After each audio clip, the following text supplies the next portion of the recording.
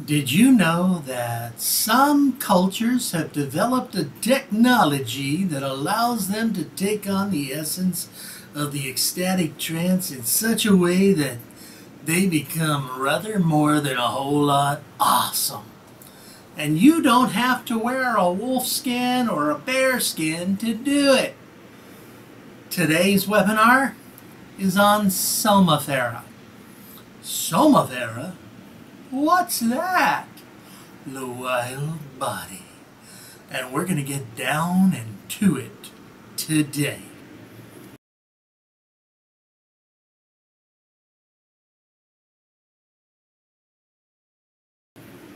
Welcome.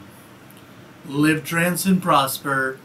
Good morning, good afternoon, good evening, howdy, ni hao ma. I'm Dr. David Phillips, and welcome to our webinar. Once a month, we like to have an extended webinar with folks on a topic of my choosing, although this month's topic was suggested by a regular viewer of my YouTube channel. Today we're going into the world of the Somafera Tranceswork, and we're going to be taking a look at a very broad category of technologies from the ancient world that we can use today. Specifically, we're going to be looking at Berserkergang, ghost shirts, boxers, Dionysian mayonnaise, and more, and how they use Specialist Ecstatic Trancework for martial, meditative, and other means. That's a big mouthful, and I got my notes to prove it. See? Really big mouthful. Okay, essentially, we're going to discuss the nature of Somafera and Somafera as trance work, and how we can use experiential hypnosis or experiential ecstatic trance methods to achieve ecstatic states of the sort employed in martial practice and meditative practice by the Berserkergang of Norse lore, the wearers of ghost shirts in Amerindian culture and American history and practices, as well as the boxers in China. Yes, the boxers of the Boxer Rebellion, not the boxers of the 1-2. And also the way that this form of trance is engaged in some of the rituals of the Bacchanal or the Menad of ancient Greece and elsewhere. We're going to look at the similarities of these trance practices, these ecstatic states, particularly how they were used in martial or military or fighting combat means, as well as for meditative introspective work. We're scheduled for about an hour. I'm not sure if we're going to go that long or not, and maybe we'll go longer. I don't know. It depends on how much interaction we have, as well as Alfar Manutsku. Well, let's see how we go. Usually these webinars are about an hour. Sometimes they're 45 minutes or so, but it may vary. So let's get to her. We're going to introduce some concepts today related to hypnotic approaches or trance approaches to ecstatic states associated with trance shifting or shape-shifting. Essentially, we're going to be looking at how experiential hypnosis and ecstatic trance can be used to enhance meditative and martial practice. That's our main goal for today. We have an overview of these kind of techniques and concepts. Let's get to her. Now, the word Somafera, some folks asked me after I posted my webinar announcement. Hello folks, we're going to be doing some Somafera discussions. And some folks said, what is Somafera? I don't know this word. Well, that's okay. Most people don't know this word because it's totally a made-up word by Waylon Skallgrimson, He used it in his work and his research related to his book and his previous work. His book actually comes out of that. But the book itself, Putting on the Wolf Skin, the Berserkergang and Other Forms of Somafera. And in this text he lays out why he uses that particular term. It's a portmanteau of Greek and Latin roots that essentially means the body wild, or the body wild, the wild body. That is, when one becomes a wild thing, that is, a thing no longer controlled by the conscious mind, but the unconscious takes over, often in a way that takes the ego and strips it away, and perhaps even the superego, and allows some really base forces to come through for specific reasons and specific means. The word itself was coined to refer to a very broad group of ritual practices. Now, when he discusses putting on the wolf skin, he's specifically mentioning or alluding to the berserkers of Norse lore. You probably are familiar with the stories of Viking berserkers who, when they go into battle, they would become frothing at the mouth, and suddenly they would take on the essence of just this fighting thing. Those of you familiar with the television series currently, the stories of the saga of Ragnar Lothbrok, you'll note that his brother Rollo, who is the legendary founder of the line of the Norman kings, and so when William the Conqueror comes in from Normandy into England, he's actually a descendant of Rollo and the Vikings who settled northern France. But be that as it may, there's a reference to the character Rollo fighting like a bear. He's like a wild man when he fights. He is a berserker, so to speak. And the Norse berserker, we often think of it, and the modern English word berserk means to go insane and crazy, but actually these guys weren't insane or crazy. And there's different types of berserker. So in Skallagrimsson's book, he's discussing predominantly about the putting on the wolf skin and taking on the essence of the wolf. But Rollo was from a group that tended to take on the essence of the bear. And so Rollo fights like a bear, so to speak. But Somafera refers to this type of trance work, which is on purpose. It's not an accident. In the film, Eric the Viking, there's an ongoing joke of one of the guys who on the boat who is a berserker, and he can never go into his state on purpose. Instead, he accidentally goes in and he can't control it. But these guys could control when they went into state. And this ecstatic trance state that allowed them to transcend their limits. We're going to look at some of these cultures that developed this technology of the Somafera and how it works. Now, Somafera is a subgroup of a wide, well, the Berserkergang is a subgroup of a wide range of Norse magical practices, sathing, or some people call it seething.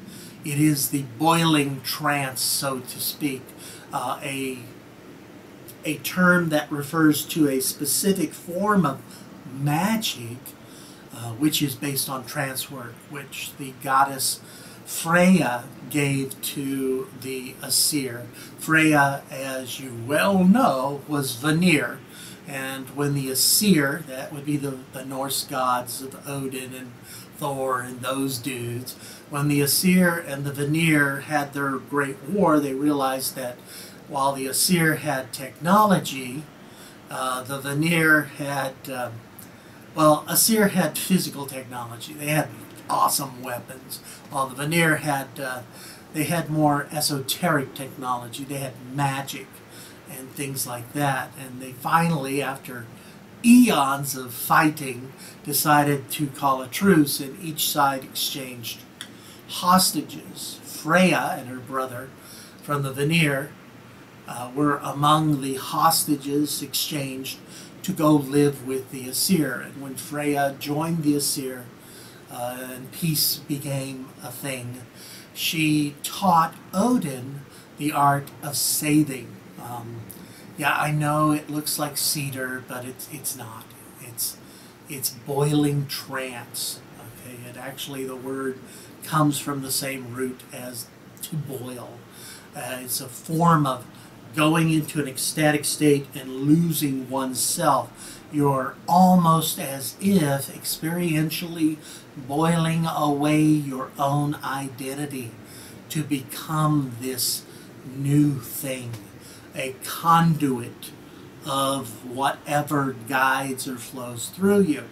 This umbrella term specifically is most often used to refer to the Seithkona or the Seithman, which would be the magician in general.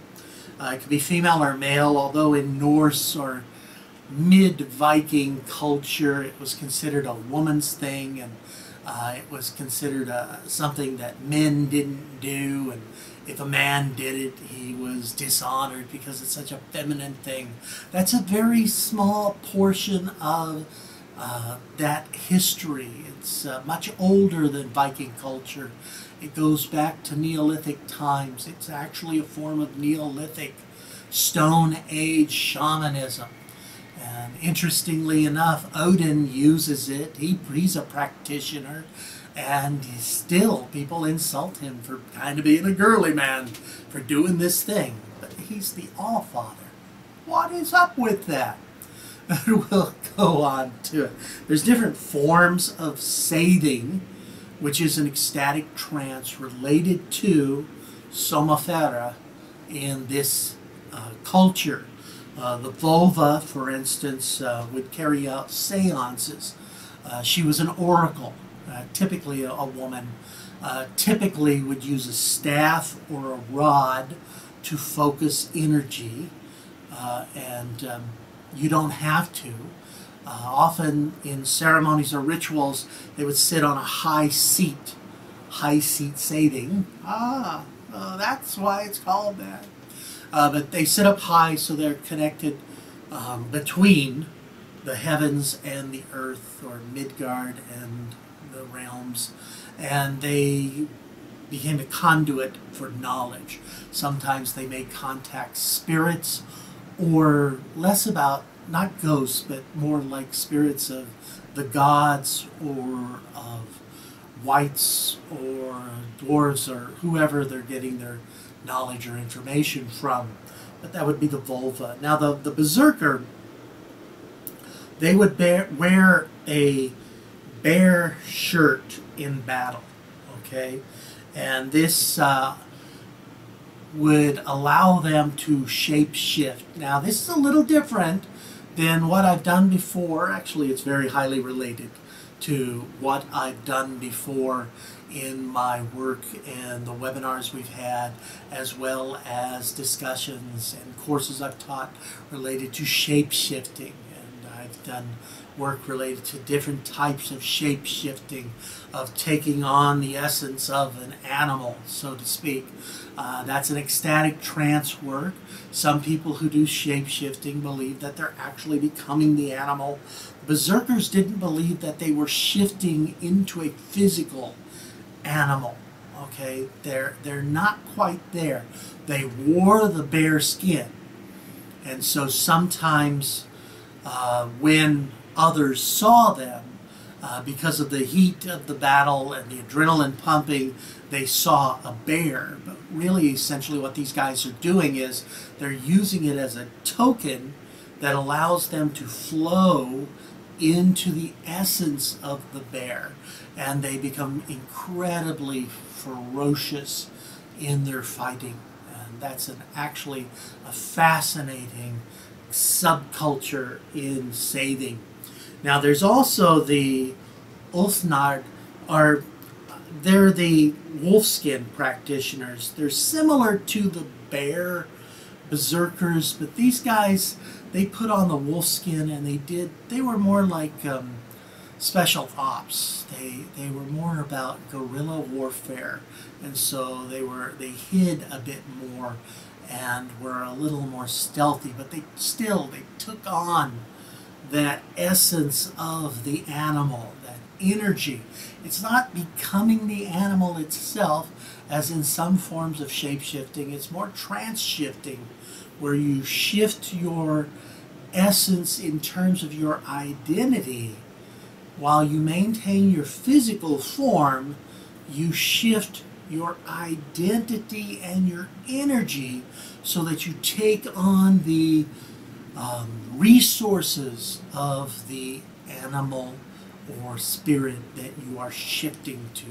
Trance-shifting is similar to shape-shifting, but it has some very different essence to it, and certainly a difference in terms of how they would feel about it. I know folks who do shape-shifting today, particularly folks who maybe use psychedelics like ayahuasca or some other natural psychedelic brew or concoction, who also do shifting. And I've spoken with some, more than a few, who when they have had that experience, they feel as if they are shifting into the animal form, and they believe it is an actual animal form.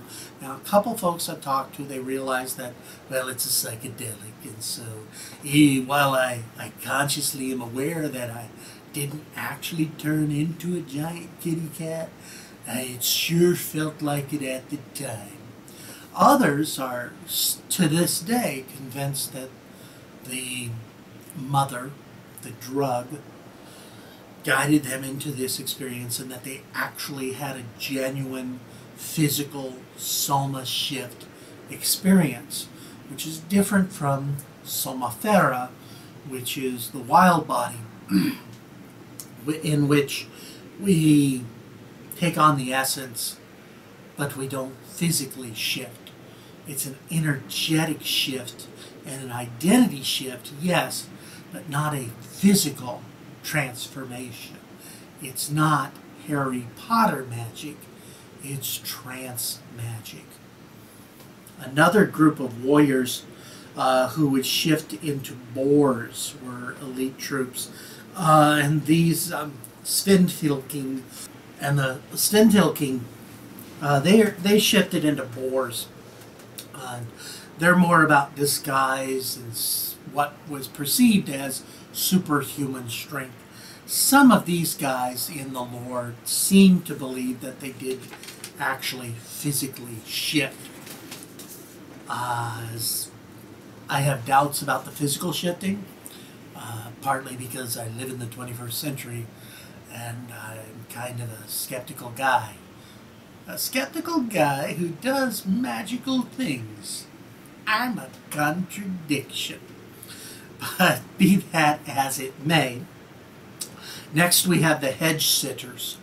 And the hedge sitters were essentially those who bridged between the world of the village and the world of ghosts and spirits. And the Galdr, or Galdr as it's often pronounced, are those who do casting spells with runes.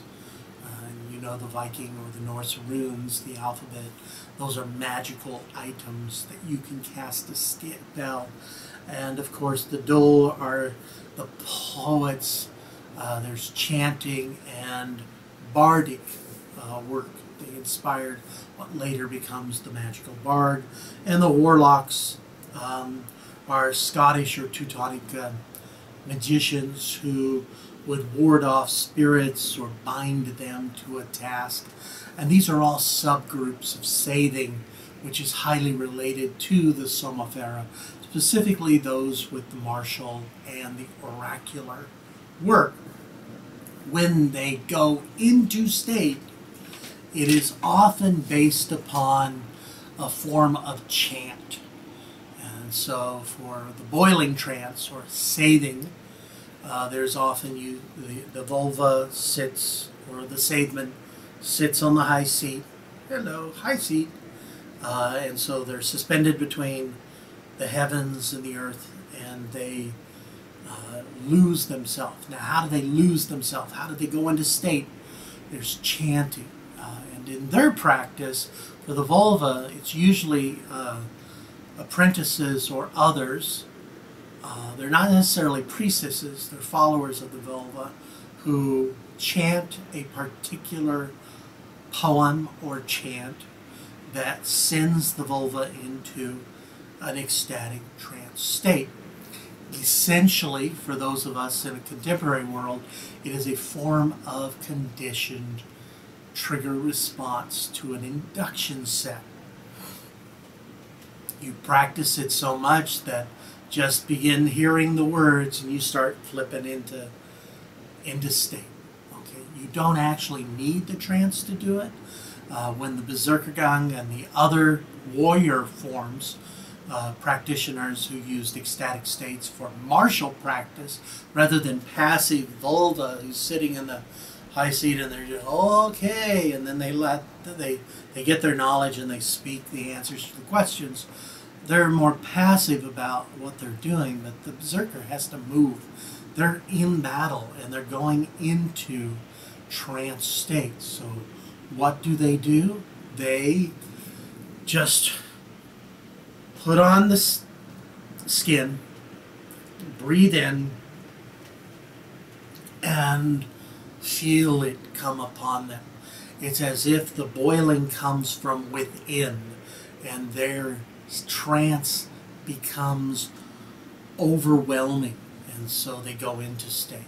Now they're still aware of who are the good guys and who are the bad guys. They're in a battle, remember. They're also doing what we think of today as flow.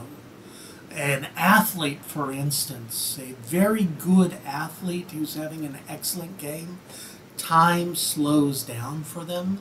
So even a fastball in baseball looks like it's really big and slow, so it's almost easy for them to connect, even though we know that objectively that ball is small and it's coming in real fast.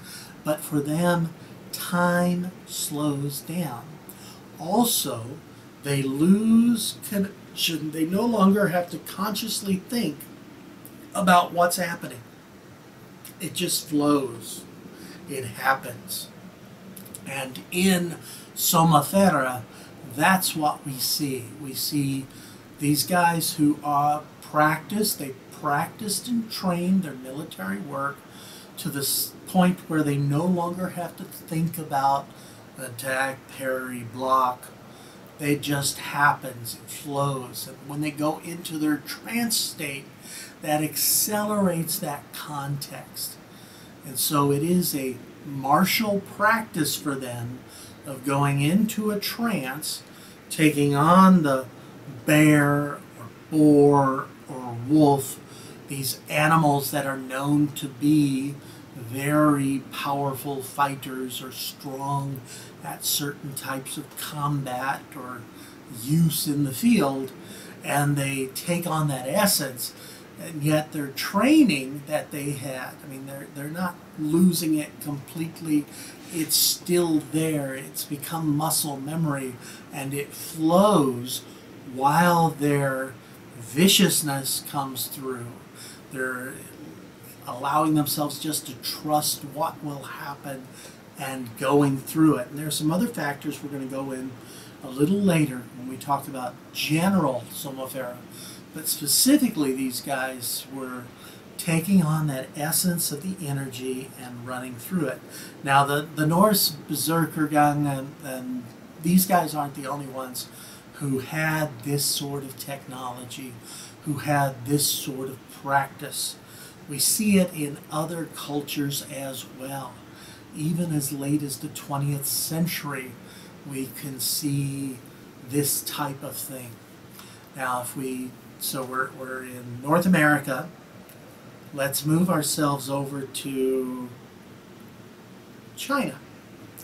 And in China, there was a period where foreigners were seen as, well, they weren't the good guys. And there was a group of Chinese who, under a religious influence, the boxers, they were called boxers because their practice, a form of Qigong, seemed like boxing to Westerners.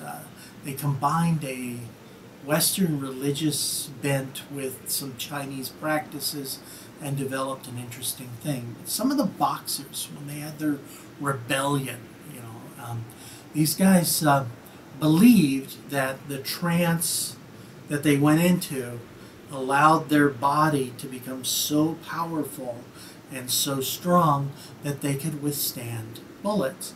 Now, they had the other effects of Somafera, which is enhanced strength, seemingly enhanced strength, concentration, and flow within martial practice. And some of them, unfortunately, believed that that also made them impervious to bullets. And so when the Boxer Rebellion occurred, they discovered that they were not impervious to bullets. However, they did have heightened dexterity, heightened agility, heightened response, and heightened resistance to pain. That is verifiable. The ability to dodge a bullet, not so much. These ancient practices gave one seemingly superior physical skill sets, but they don't change the laws of physics. So one still gets hurt and one is still vulnerable. The flesh does not become impervious. It does, in fact, become more resistant to damage, but it doesn't make you invulnerable. You're not Superman. No, you are not. And that's important. So the boxers also practiced a form of what we would consider Somafera. And so Europe, China, let's go North America. North America, there was a period of, well, it's a dark period in North American history, and that would be the period of the ghost dancers. When I say ghost shirts, some folks have no idea what that means because they're not familiar with it. But ghost shirts it was an offshoot. Ghost dance was offshoot of what was called the sun dance. There was a period when the U.S. federal government had basically won the Indian Wars. The very last Amerindian chief to surrender among the Comanche, for instance, was my great-great-grandfather, Quanah Parker. And while he was the last to go to reservation, they all went to reservation. And while on reservation, the Amerindian peoples of different tribes realized that they were still getting screwed over by the federal government. And this is what happens when you have a defeated people. You have high rates of alcoholism, you have a high rate or a sense that their culture was inferior and that's why they were lost, and all sorts of things go on. And there was a period when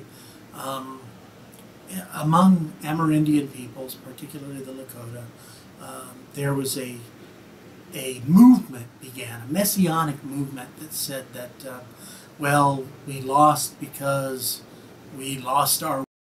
We need to readapt our religious and our cultural beliefs. And a dance became quite popular amongst that moved through Native Americans called the sun dance. And the sun dance, some of the proponents were preaching a messianic ideal that someone would come, a leader would come, and they would rise up and kill all the whites. For some reason, the U.S. federal government didn't like that.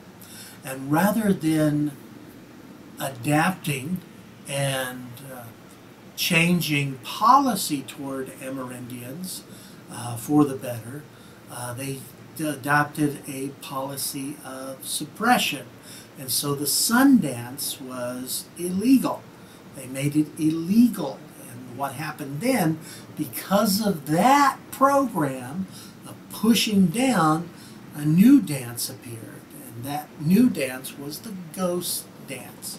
And among many of the ghost dance practitioners who were not violent at first, but there was because of federal policies, which were at the time very draconian, a kernel was planted that began to blossom.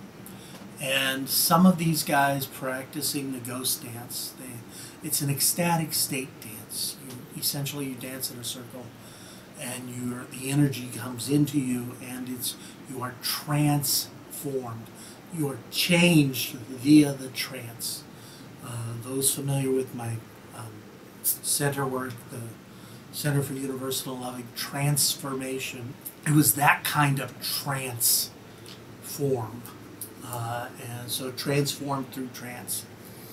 And essentially, when the government came in, and if you're familiar with Wounded Knee or some of the other great atrocities, you realize some of these folks, they believed that if they had the ghost shirt on, which was a religious artifact, it would protect them from the bullets. It didn't. And so massacres occurred. That's very unfortunate, but once again, Somafera gave heightened physical forms. I'm sensing a pattern here of what I'm talking about. I don't mean that to be the case. These are just two examples, the boxers and the ghost shirt wearers of folks who misapplied the technology. And the technology can be applied in many, many different ways. Another culture, go back to Europe, go to Southern Europe, Greece. We see Somafera in the worship of Dionysius. This is going to get... Now, Dionysius, when we think of Dionysius, we think of the god of wine and the god of parties. But Dionysius was an important deity. And part of his worship was, of course, the orgy. They essentially had an orgy. Or the bacchanal, which is it's a drunken orgy. You get drunk and have sex. Well, one form of that Dionysian practice, of course, is the Mænaids, who would get drunk, have sex, and chop some poor sucker up. But when they went into frenzy, that frenzy they went to, where the gods and the spirits related to that god entered them, they no longer had conscious control. Their body became a wild thing that was controlled via this ecstatic state. And these were women who would have sex with a guy who had a big meal, lots of wine, lots of sex, and then they literally tore his body to pieces and threw it in the field to fertilize the crops, which is a ritual that allowed the things to be fertilized and things to grow. It's a beautiful notion with a very creepy, twisted thing in there, the whole murder thing. But it is an ecstatic state. Now, this is related in a way to the concept of transhumanism. And when you look up Somafera, you'll find references to transhumanism. Currently at the university, I'm working with a young man who's writing his master's thesis on transhumanism and posthumanism, and this idea of changing humanity through technology. I object to the concept of the post-human because honestly I think humans have always been post-human. When we think of science fiction, we think post-humans are these humans who have embedded technology into themselves so much that they go beyond what is human. But honestly, we've been using technology of various sorts before we were human. I mean, actually, we now know that tools were around for, and just this week, a study came out that showed, a find that showed that there were tools being used 500,000 years before the genus Homo even existed. That's not Homo sapien, that's not Homo neanderthal, that's Homo ergaster, that's all the way back. So as far back as Australopithecus, there were tools. And so before we were human, we were using tools. Our species has never existed without the use of tools. Tools and technology have always transformed who we are and what we do. And one form of technology is mental. It's not just about physical tools, but there's mental tools. We have drugs. We've been taking drugs. We've been taking psychedelic drugs as a species before we were a species. Our precursor species probably changed their own neurology in a way that led to our own development in some way. And as long as there's been man on psychedelics or other drugs. And this idea of taking drugs to form an ecstatic state or psychedelic experience is important, but we don't have to use drugs for it. And that's the technology that even the ancient Greeks understood, that we need to look at the wisdom of the body, or gymnosophy, or gymnosophy, depending on whether you pronounce it correctly or not. And then this idea of this technology that allows us to move forward. Now, what is Somafera? Somafera, and I'm going to read this one because I think it's worth hearing this specifically. Okay, Somafera is the art and science of altering the body's physiological state to enhance its functioning in certain ways. There's a long history the world over of practices developed to trigger this sort of change in physiology and control it. And because those practices mostly developed before the scientific revolution, they're largely described from a personal, subjective, rather than impersonal, objective point of view. They're described in terms of spirituality and effecting a physical change via changing the state of one's spirit. And this pre-scientific point of view is why the practices are largely ignored in today's world.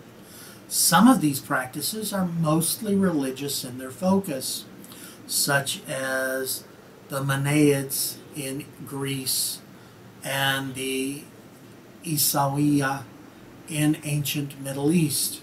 Others, the more common variety, are combat-oriented and are a form of internal martial art, such as the Berserkergang of the Norse, the heroic feats of the Celts, and the boxers of the Chinese Boxer Rebellion. So basically, what you have here is a sort of physiological, magico-religious syndrome, a collection of characteristic syndromes or characteristic symptoms appearing across various cultures and historical periods that include unusual increase in strength and endurance, and in some cases, agility or dexterity, the ability to resist pain, the ability to resist physical injury, an ability to resist poisons and intoxicants, as when someone is possessed by a spirit, they drink a potentially lethal drink or lethal quantities of alcohol, but it has no ill effects afterward. I've seen some of the practitioners of drunken kung fu do that very thing, and it's absolutely amazing to see. And in some cases, there's an apparent loss of conscious control over one's actions to some degree, the idea of running amok, so to speak. These are characteristics of an ecstatic state. That ecstatic state is cultivated through practice, and that cultivation allows a person to pop into state and pop into the trance itself. And that trance shift allows them to take on these characteristics. Essentially, these characteristics are similar across cultures, but there may be some specific cultural variations. Personally, I think this is partly based upon the idea of the suggestion of the state. As I went through the various sathing varieties earlier, we note that even though they're all using sathing or the boiling trance in some way, the actual specific application seems to be different, and the outward qualities of how it manifests seems to be different.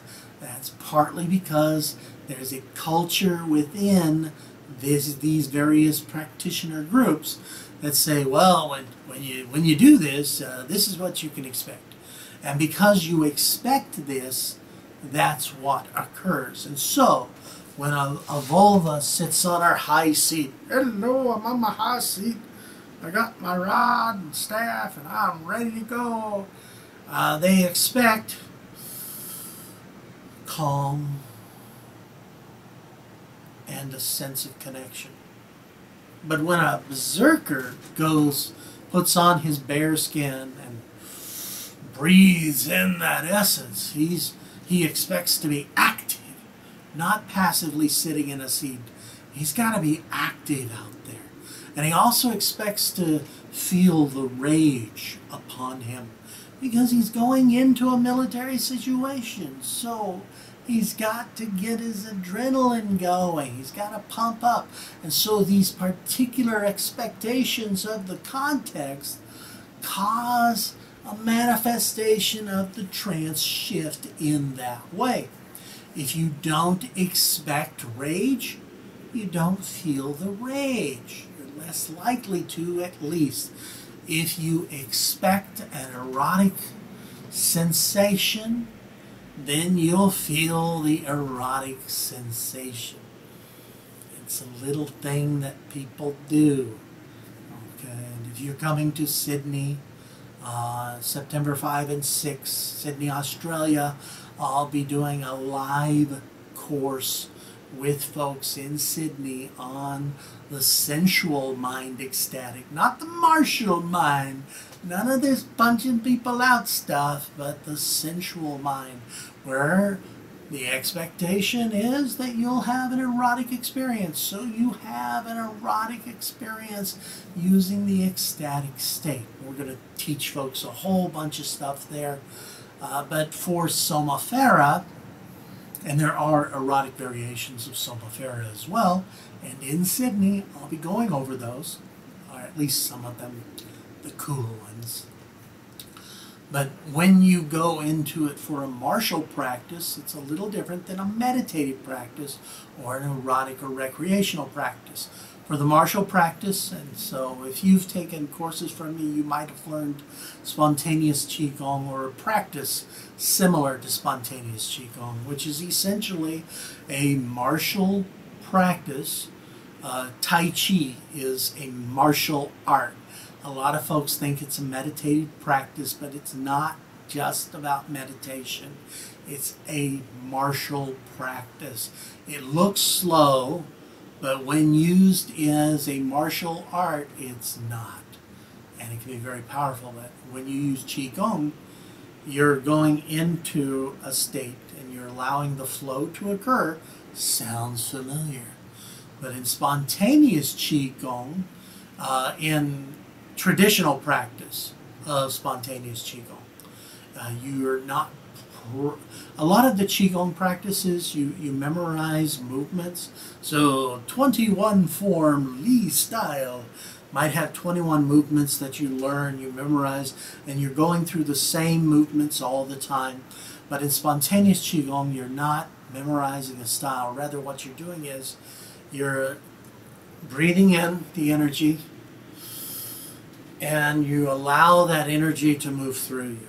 Now, it looks like right now, it looks like I'm consciously moving my body, but actually what's happening is I'm going into state, and this is, I'm doing it right now, and that is I have gone into state, and I'm just allowing the energy to flow through me. And as the energy flows, I move.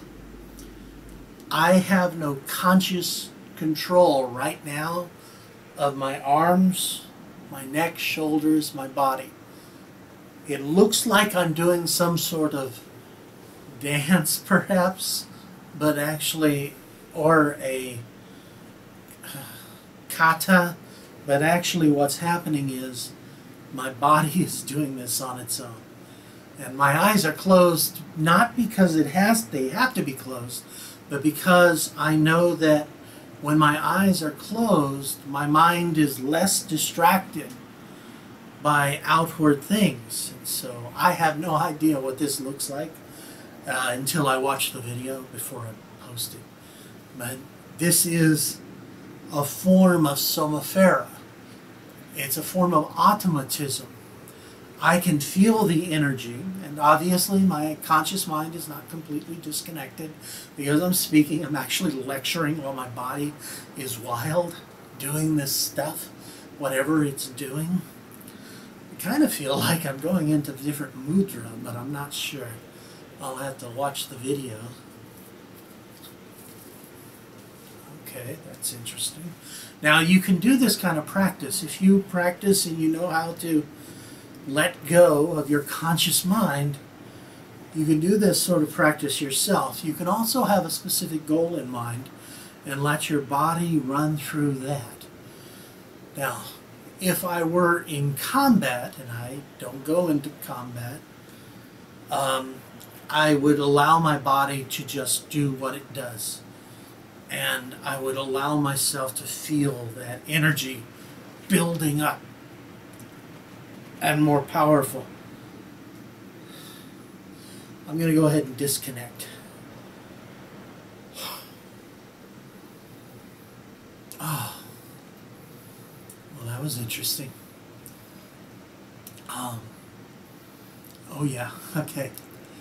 Now, in a spontaneous Qigong, the traditional practice is to allow an animal form to come through.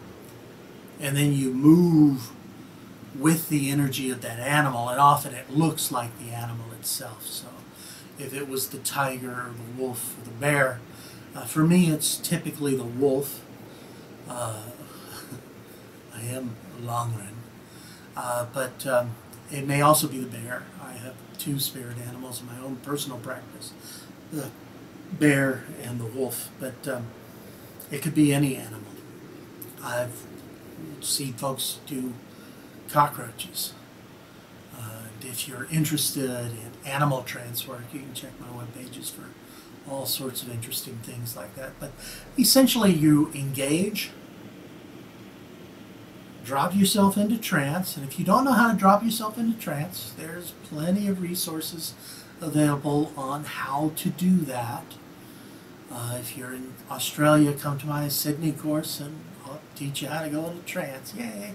Or go to the web pages and check out all that wonderful stuff. But you drop into trance and then you allow the energy to come through. Now, whether you believe there's an actual energy or not doesn't matter. You don't have to believe in the Force to be a Jedi. You don't have to believe in magnetic energy to work with mesmerism. You don't have to believe in Qi to practice Qigong. You can use a model that states that these energies are essentially metaphors of a psychic energy from your own unconscious. That's okay. Or you can work with a model where you believe it is an external force. Maybe it's God's love, the Holy Spirit rushing through you, or Satan's penis. I don't know, whatever your beliefs are.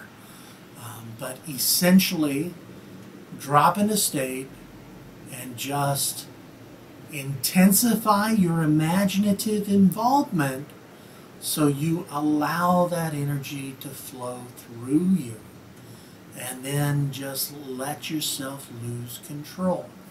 Now, I will sometimes practice sitting down. I am sitting right now, but I could also practice standing up. When I practice standing up, I make sure that I'm in an area that I have plenty of room.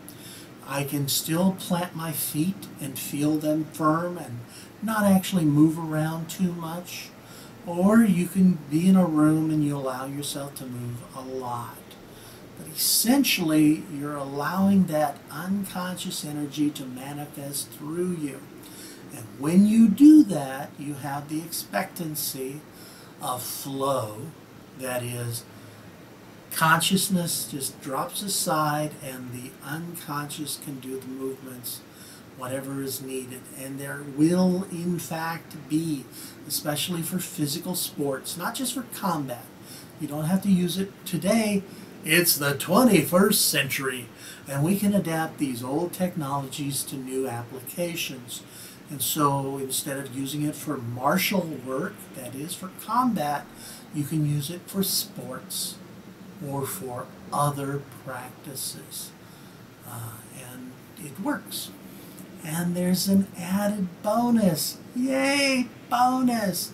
And that is, if you practice this sort of letting go, if you do trance work, especially the sort of trance work that is active and ecstatic in nature, it has several benefits.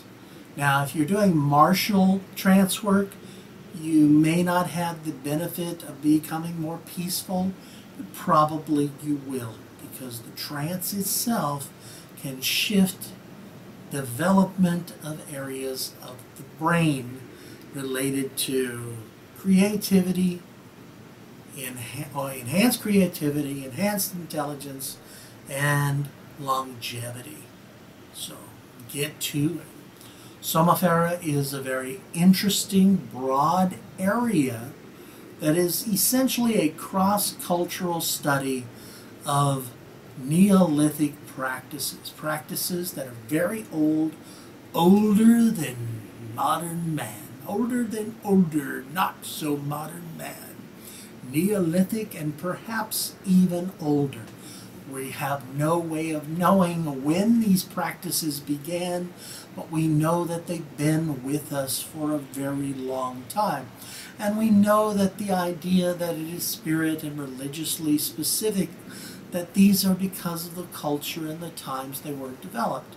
And unfortunately, because there is that religious baggage for some people, they no longer use them today. But you know what? Our ancestors developed this stuff all over the planet and applied it all over the planet because it had benefit. Now, there may have been specific applications which lost their way, thus the tragedy of the Boxer Rebellion, thus the tragedy of the ghost dancers and the ghost shirts. But there were also practitioners who took it a next step. Now, I'm not saying have drunken, rapacious orgies in ecstatic states. Certainly you shouldn't be ripping people apart with your bare hands. But actually, maybe you could have some trance-drunken orgies, consenting adults only, please, and see what happens there. Come to Sydney, find out. Well, I hope this talk has been helpful. We've had a few folks come in and out today. I will be recording this, or rather I have recorded it. Hopefully the video comes out. There's those of you who watch my YouTube videos, you can see that there's a difference between this live feed and what I usually post in that the background looks kind of nasty over there. I'll change that. I will leave this version up for a while, and then I will edit my high def version, and that's the one we'll be using. As always, you can always check out our web pages. Please, if you enjoyed this, let us know. Drop us a line. Be sure before you leave to take your mouse and click subscribe. You gotta click subscribe, subscribe, subscribe. If you enjoyed today, do comment. We appreciate your comments. We appreciate all of that. Let us know what you enjoy or what you would like to know more about. I don't do this just to see myself yakking. I make these videos and have these webinars to help you. And that's my goal, is to definitely, genuinely have a positive effect in your life. And so please let us know what you would like us to look into. Once a month we have these longer, more detailed webinars, and so they're for you. So let us know what you want to know about. Also, every single week, each and every week, there's a brand spanking new video just for you. So if you're subscribed, you'll get a notice when we have a new video. So you can check those out as well. We do have several playlists that we add to on a semi-regular basis. So we've got news and rants. Sometimes a rant. I do too. And we also have questions and answers or tips. I talk about things. And then, of course, there's trance time. You can check that playlist out and go into a genuine trance on your own. It's not just talking about it. It's actually doing the stuff. And, of course, there is once a month the webinar. Well, I hope this has been helpful. And for now, this is Dr. Brian David Phillips saying, live trance and prosper. Bye-bye.